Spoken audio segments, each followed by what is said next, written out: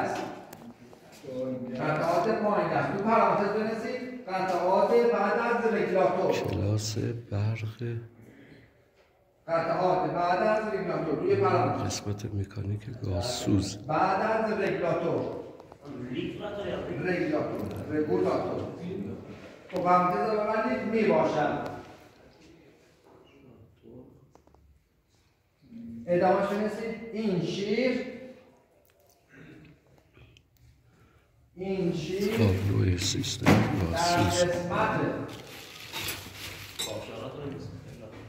این شیر در قسمت محفظه موتور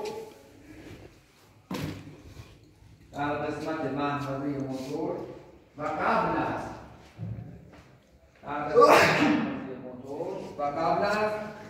تنظیم کننده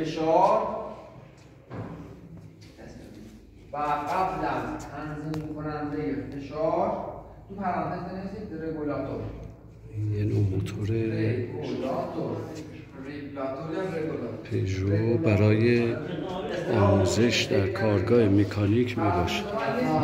نصب می شود.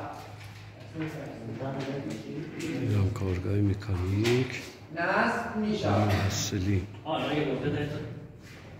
و گاهی